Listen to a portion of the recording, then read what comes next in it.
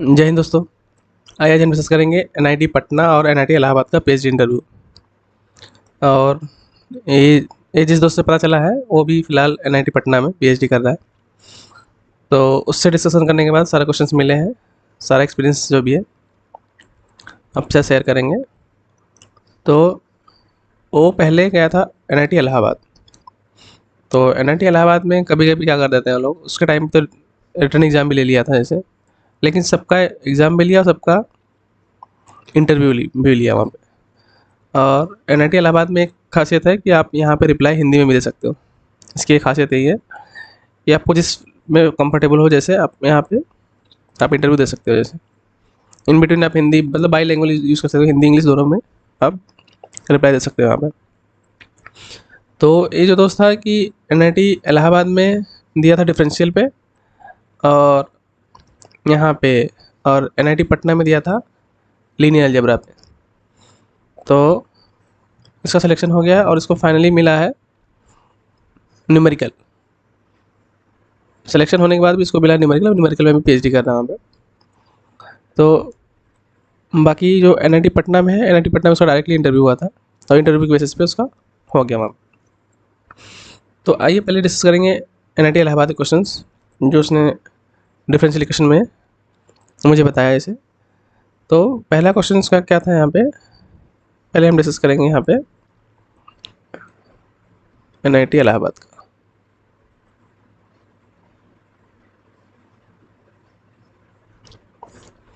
इस पे इसमें किस पे दिया था, डिफरेंशियल इक्वेशन में मेनली इसने ओडी दिया था, क्योंकि डिफरेंशियल बहुत बड़ा टॉपिक है ना, तो इसलिए इसने ओडी प्रेफर किया यहाँ पे।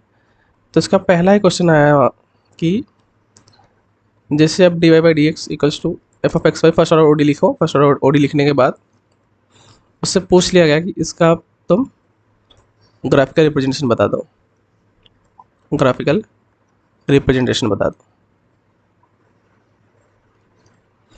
पहला क्वेश्चन शुरुआत इसको इसी से हो गया ओडी में, कि फर्स्ट ऑर्डर ओडी का आप स्टैंडर्ड फॉर्म लिख लो। स्टैंडर्ड फॉर्म लिखने के बाद उसका ये ग्राफिकल रिप्रेजेंटेशन बता दो। यहाँ पे ये लिखने के बाद उसने ये चीज़ बताया यहाँ पे।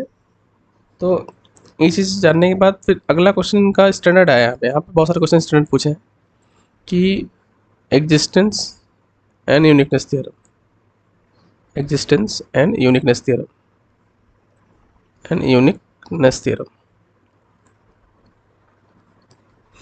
का स्टेटमेंट दोनों को बताना था। ये बताने के बाद फिर अगला भी क्वेश्चन जो भी था स्टैंडर्ड आया था उसके लिए, कि इसमें उसने एक टर्म बोला था कि क्योंकि एग्जिस्टेंस यूनिकनेस के लिए होता है ना, एलिप्सिस कंडीशन के लिए, तो उसने अगला क्वेश्चन इसी में से आ गया कि आपको डिफाइन करना है, डिफाइन एलिप्सिस कंडीशन। और अक्सर यही होता है कि आप जो भी क्वेश्चन पूछ रहा है उसी में से अगला क्वेश्चन तैयार हो जाए, आप रिप्लाई दोगे उस क्वेश्चन का। तो फिर एग्जांपल में ही देख लो, एग्जिस्टेंस यूनिकनेस थ्योरम में जैसे उसने एलिप्सिस कंडीशन का यूज़ किया, अगला क्वेश्चन उसी से आ गया। ये थर्ड। तो इस इतना बताने के बाद तो बोलते ठीक है, थोड़ा सा और आते हैं लीनियर नॉन लीनियर पे। तो पहला चौथा डेफिनेशन बोल दे कि लीनियर नॉन लीनियर का डेफिनेशन बताओ। तो बताने के बाद फिर इसके ऊपर कुछ एग्जांपल्स डिस्कस किए थे। तो एग्जांपल में दो एग्जांपल लिए, एक तो ले लिए यहाँ पे कि y dash equals to sine y, जो बहुत फेमस एग्जांपल है ये। दूसरा एग्जांपल ले लिए थे कि वाई डैश इक्वल्स टू ए की पावर एक्स। बोले इसमें से कौन सा लीनियर कौन सा नॉन लीनियर, तो ऑब्वियसली ये नॉन लीनियर है और ये लीनियर है। तो उस पर रीजन पूछे, तो डेफिनेशन जो बताए थे, डेफिनेशन आप अच्छे से देख लेना इसका लीनियर नॉन लीनियर का, क्योंकि transcendental function of dependent variable है इसलिए नॉन लीनियर है, उससे कंडीशन में आता है। तो ये क्वेश्चन इसमें हुआ था। तो थोड़ा सा वो बोले कि तुम ओडी में जो है उसका सीरीज सोल्यूशन पढ़ के आए हो, तो बताया कि नहीं सीरीज सोल्यूशन नहीं पढ़ के आए, फिर भी बोले ट्राई करो। तो उस ट्राई करने से पहले उससे पूछ लीजिए वहाँ पे कि तुम डिफाइन करो कि रेगुलर सिंगुलर पॉइंट क्या होता है। क्या करना है डिफाइन आपको, regular singular point, singular point. तो ए तो डेफिनेशन से आते तो आसानी से बता दिया वहाँ। तो अगला क्वेश्चन सीरीज सोल्यूशन से आया कि is it possible to find series solution using regular singular point. तो बोलता है सर कि यस, लेकिन उसे अप्लाई करने नहीं आ रहा था वहाँ पे, तो सीधे बोले सर कि I don't know which on which methods we apply but we can apply. तो यहीं से पीछे हट गया यहाँ पे, मतलब तो जितना जाओगे उतना ही फैकल्टी पूछेंगे, अगर मैं उससे ज़्यादा नहीं पूछेंगे। तो फिर अगले फैकल्टी पूछते हैं कि तुम कुछ इस पे डिफरेंशियल में पढ़ के आया हो, तो कुछ न्यूमेरिकल का पार्ट पढ़ के आया होगा, न्यूमेरिकल मेथड्स ऑफ ओडी।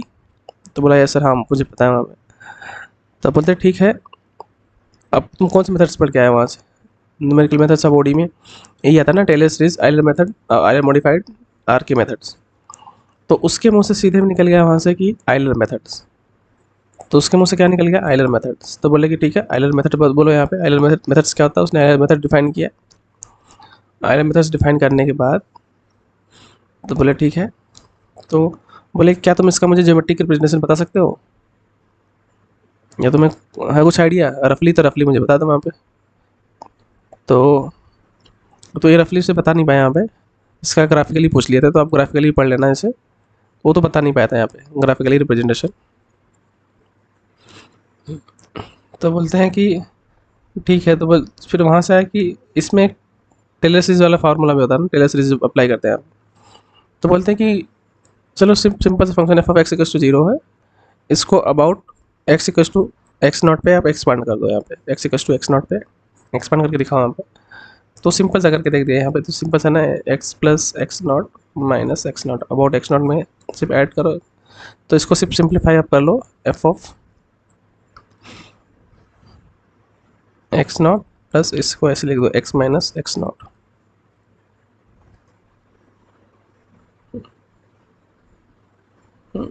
ऐसे about X naught expand open करना है, तो तुम इसको लो आप। तो क्या हो जाएगा, f of x not plus x minus x not f dash x not और अपर 1 फैक्टोरियल होता है, और x minus x not the whole square by 2 factorial f double dash of x not. ऐसे करके आप ओपन कर सकते हो। तो ऐसे करके बता दिया। तो बोलते हैं कि कुछ डिफरेंस पता है तुम्हें आइलर मेथड्स में और टेलर सीरीज मेथड में जब सॉल्व करते हो। तो बताया कि हाँ सर, इसमें क्या होता है कि आइलर मेथड्स में हम यूज़ करते हैं ना यहाँ पे, कि आइलर मेथड्स में फर्स्ट ऑर्डर तक हम यूज़ करते हैं ना। यहाँ पे क्या लिखते हैं कि उसका डेफिनेशन क्या होता है कि एक मिनट, हाँ, वाई एन प्लस 1 किसको क्या लिखते हैं, Y N plus F of sorry H times F of X N Y N. और ए टर्म क्या होता है आपका, सीधे D Y by D X ही होता है। इसके आगे अगल पार्ट हम लोग डिस्कार्ड कर देते हैं ए आइलर में।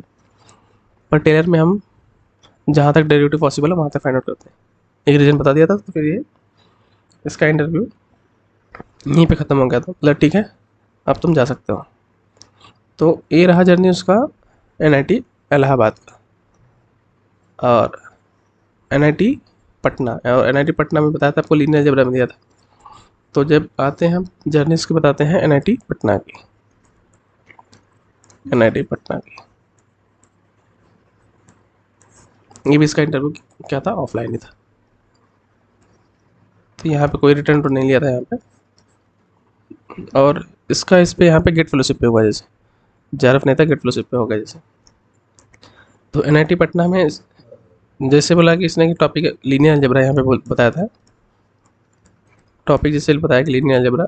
तो क्वेश्चन वहाँ से फैकल्टी जो लीनियर अलजेब्रा कहते हैं वहाँ पे, तो वो तो कोई फैकल्टी पूछ सकता है, उसमें कोई दिक्कत नहीं है अलजेब्रा की किसी और के हैं, क्योंकि यहाँ पे उसका सिलेक्शन हुआ है न्यूमेरिकल में। तो पहला क्वेश्चन आया था कि तुम कोई फेवरेट थ्योरम बताओ जो तुम्हें लीनियर अलजेब्रा में बहुत पसंद हो। इट मीन्स क्या, tell us about any favourite theorem in linear algebra में, और उसको भी आपको प्रूफ करना, डिटेक्ट करना है। पहले इतना ही बोल दिया कि कोई आप फेवरेट थ्योरम बता दो, तो उसने फेवरेट थ्योरम फटाक से रैंक वाला बता दिया वहाँ पे कि sir rank of A equals to rank of A transpose. तो बोलते ठीक है, इसको प्रूफ डिटेक्ट करो आप, प्रूफ बताओ आप। तो सीधे बोले सर प्रूफ मुझे याद नहीं है। तो बोले ठीक है, बोले क्यों पसंद है वहाँ पे। तो बोला सर बहुत सारे एग्जाम में हमें रैंक फाइंड आउट करने में आसानी होती है, कहीं की रैंक ऑफ ए देता, रैंक ऑफ ए ट्रांसफर। तो बोलते ठीक है। तो अगला क्वेश्चन आता है कि डिफाइन करो रैंक ऑफ मैट्रिक्स। डिफाइन क्या करना है, रैंक ऑफ मैट्रिक्स।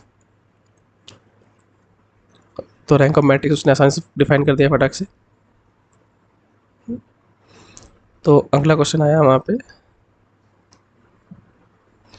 कि तुम्हें बताना है relation between rank and dimension of matrix. Rank और डायमेंशन में डिफरेंस क्या आता है, rank and dimension of matrix.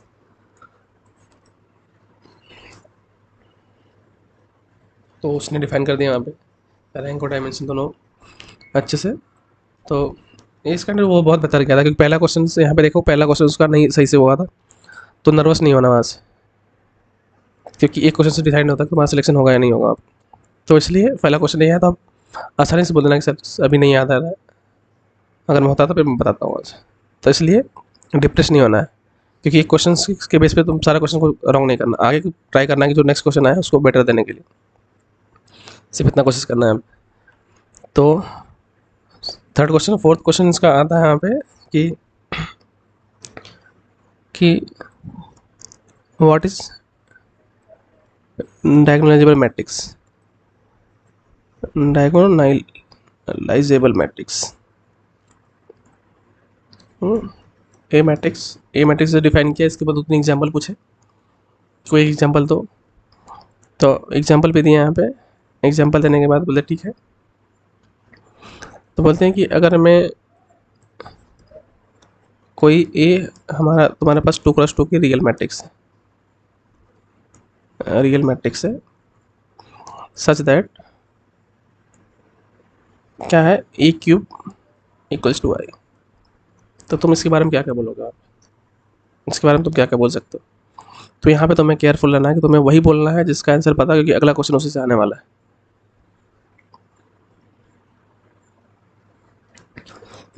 तो उसने फिर करेक्टरिस्टिक पॉलिनोमियल के बारे में बता दिया, आगे के बारे में बता दिया। अगला question what is characteristic polynomial, what is minimal polynomial, वो आने लगा। तो इसमें फिर क्वेश्चन इसी से बना कि क्या मैट्रिक्स डायगोनलाइजेबल मैट्रिक्स है, इससे क्वेश्चन यही भी तैयार हो गया वहाँ पे। तो ये सब चीज़ें मैट्रिक्स से इसी से बन रहा था, तो सब चीज़ें सब अच्छे से बताते गए वहाँ पे। तो और एक क्वेश्चन था वहाँ पे, बोलते कि ठीक है एक क्वेश्चन और पूछते हैं यहाँ से। तो 6 क्वेश्चन पूछे थे कि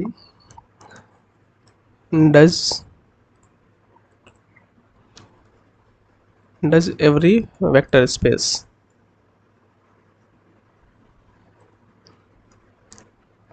हैज बेसिस। क्या सारे वेक्टर स्पेस बेसिस फॉर्म करेंगे। उसने बोला कि सर नो।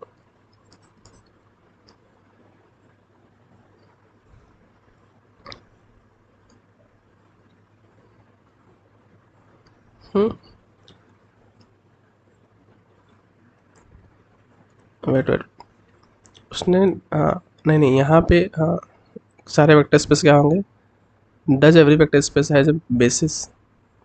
तो यहाँ पे सॉरी, यहाँ पे नीड नॉट बोला उसने, वहाँ पे ऐसे कुछ बोला था वहाँ पे।